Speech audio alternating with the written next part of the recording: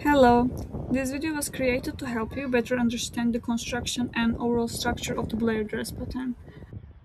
But I want to remind you first, for this project you cannot use stretch fabric. Your fabric should be non-stretch and well structured. First of all, for this project, it is important to transfer all pattern markings accurately, accurately onto your fabric. Cut the fabric with the wrong size facing up so that the markings remain visible on the wrong side. This is not something I would recommend for every project, but for this particular one, I suggest pinning the pattern pieces to the fabric and cutting them out without removing the pattern first.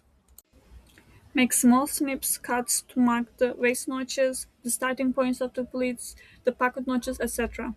Then use pins to transfer these markings to the opposite sides. You can also use a ruler later to mark the pleat stitching lines onto center front and center back panels. Right now I am demonstrating on the center front panel. There are three pleat stitching lines on the front piece in total. This is why I specifically recommended cutting with the wrong sides of the fabric facing up. By doing so on the center front piece that was cut on the fold, you can sew the first pleat directly along the fold without opening it.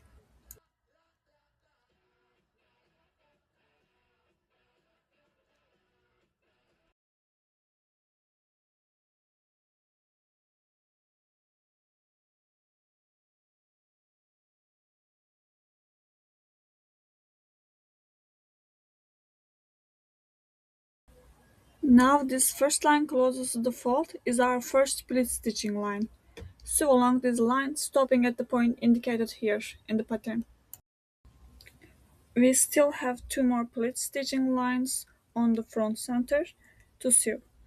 It seems that some people have misunderstood how the pleats are folded and secured.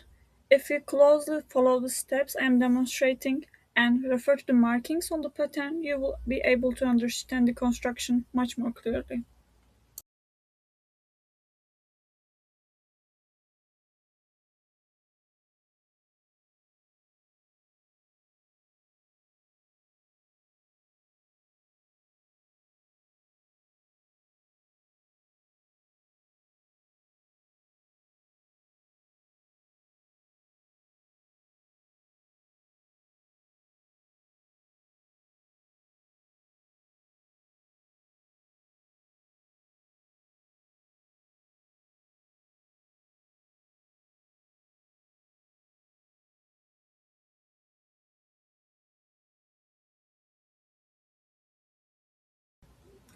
And this is how the front piece center looks once the pleats have been folded and secured. The concept is same for the back piece, back center piece. First sew the center back seam, then sew the two pleat stitching lines, one on each side of the center back.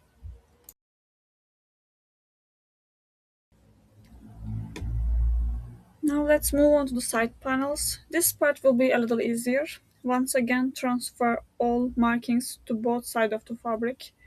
Be sure to mark the waist notches and the pocket placement mark as well. But if you're a beginner sewist, I would recommend skipping the pockets for this project.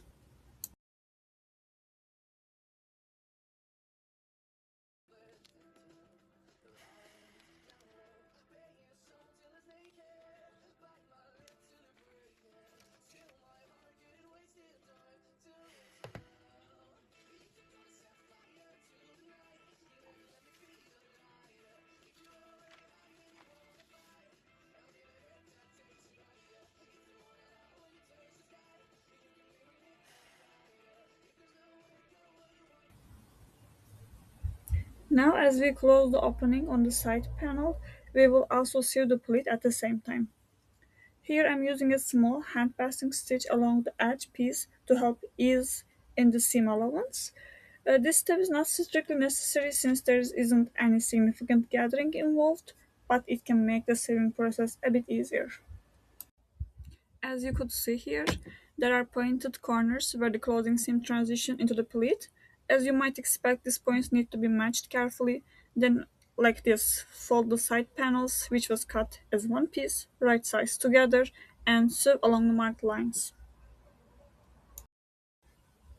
I'm not removing the process and my struggles out of the video because this video already focuses on the main construction of the garment, so it will be already fairly brief.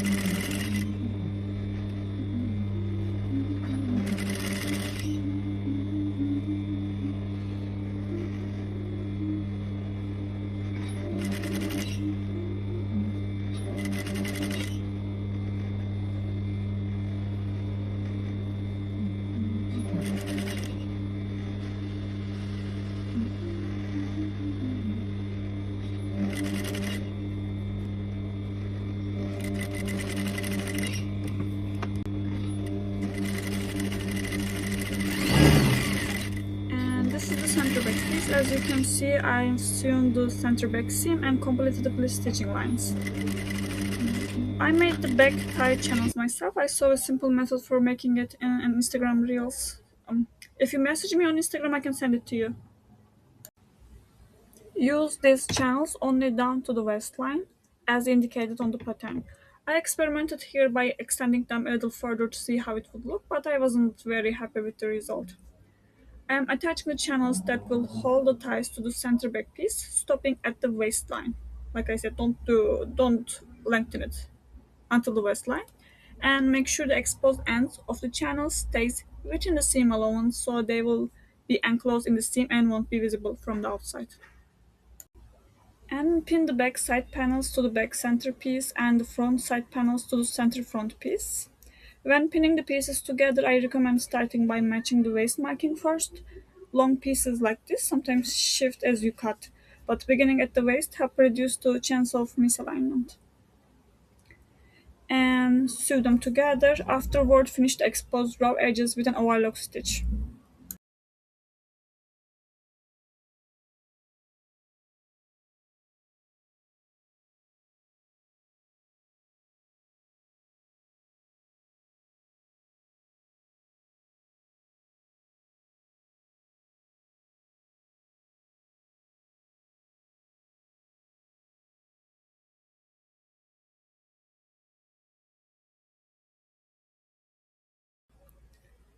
And this is how our front dress looks like.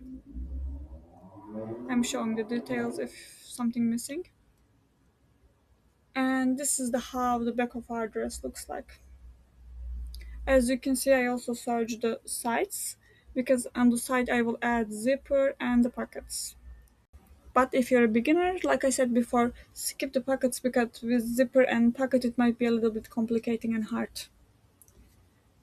And for further details, you can go back the first tutorial video. I hope this helps. So, wish you luck.